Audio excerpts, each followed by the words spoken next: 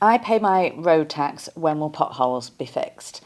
Great question. Out of the budget, we received £500 million to go on local highways maintenance. That means from next year we can get out and start fixing the crumbling state of our local roads, and we'll make sure that the funding's allocated fairly right across the country. When will more electricity charging points for cars be installed? We know there's a massive issue with public charging points, and particularly the inequality across the country. Last year, there were more charging points in the London borough of Westminster than there were across 12 of the largest towns and cities across the north of England. So we are working to address that inequality. We're already over 70,000 public charging points across the country, and we'll be making an announcement soon in order to address the inequality across the country. Will the cap of £3 for nationwide bus transport be extended beyond the 2025 deadline, or should consumers assume future cap rises in line with inflation? So when we came into government, the £2 bus fare cap was due to finish at the end of this year. We stepped in with £150 million in order to extend the cap to £3. But as the question suggests, fares shouldn't rise more than inflation, which means that for a lot of city centre fares and urban fares, we wouldn't expect fares to rise to as much as £3. Over the course of next year, though, we're going to look to extend the cap in a way that really helps younger people, because we think that's where it's best targeted. Hello, congratulations on your government post, Miss Haigh. That's nice. I believe that hiking up the bus fare to £3 a journey will adversely affect journeys to the job centre, to potential employers, to the shops or food bank, will limit trips out with the children, etc.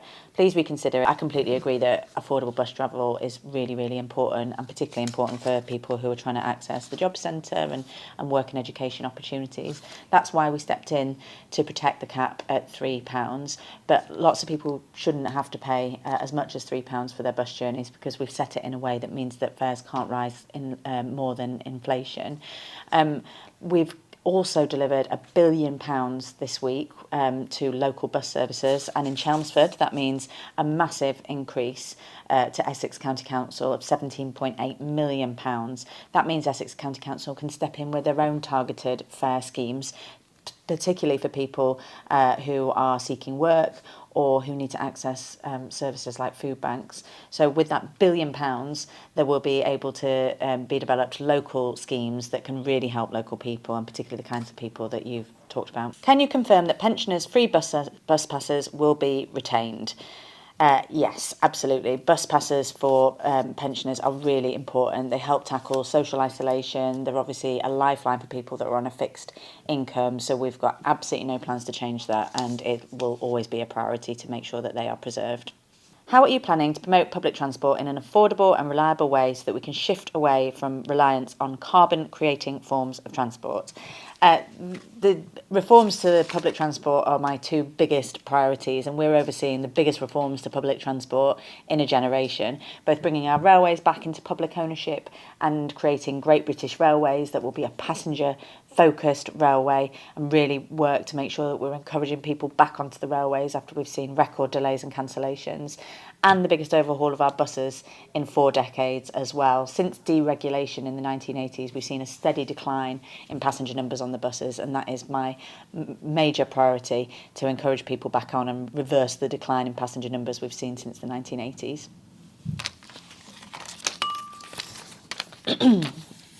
Will you be renationalising trains and cutting the cost of travel on this form of transport? Yes, this is our major priority, and was in our manifesto to bring our railways back into public ownership where we think they've always belonged. Bringing track and train back together makes economic sense, it makes sense for the taxpayer, and it makes sense for the passenger.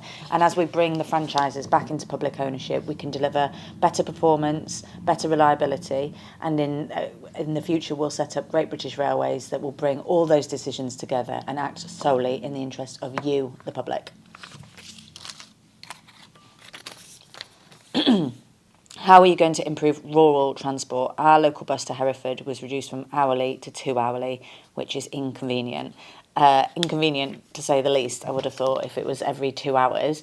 And this is just too often the case for too many people across the country. I've met people who've had to move house because their local bus service has been cut, or who are just stuck in the house, unable to see their friends and family or get to the local shops.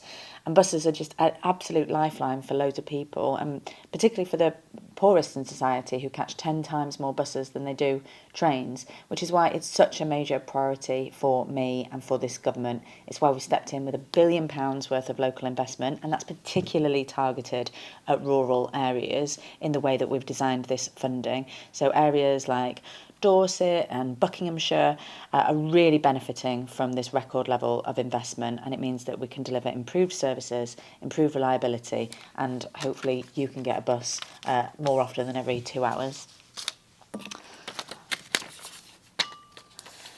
Could the cost of car insurance be looked into, please? We were shocked at the prices quoted, even though we used comparison websites. This is a massive, massive issue, and it's particularly an issue for people who come from more deprived parts of the country. A little while ago, I put my details into a comparison website and found that the difference in car insurance across 2 postcodes in Sheffield was £1,000 a year. So that's something that the insurance task force that myself and a Treasury Minister, Tulip Sadiq, are really looking into. We've brought together the insurance industry and Citizens Advice Bureau and consumer champions like Which to really look into this issue as to why insurance varies so much across the country and why insurance has risen faster in this country than a lot of our European counterparts. Already the Financial Conduct Authority has started an investigation into the cost of interest on insurance, so that means that we can look into why it's so much more expensive to pay monthly rather than yearly, and we're going to be announcing some more measures next year. And finally, could you and Wes Streeting, Secretary of Health, please liaise to promote active travel and lessen the health problems associated with road transport, which means more pollution, lack of fitness, accident, injuries, etc.? Great question. And I sit on the Health Mission Board with Wes Streeting, where we're doing exactly that. We were really pleased to announce in the budget that we've reversed the previous cuts to Active Travel England, which will give them more capability to get out into the country and promote active travel schemes. And active travel is at the heart of our integrated national transport strategy. It's really important to do all the things that you've talked about there, get people out and about, get people moving, get them out of their cars, and also improve air quality. So it's absolutely at the heart of this government's plans.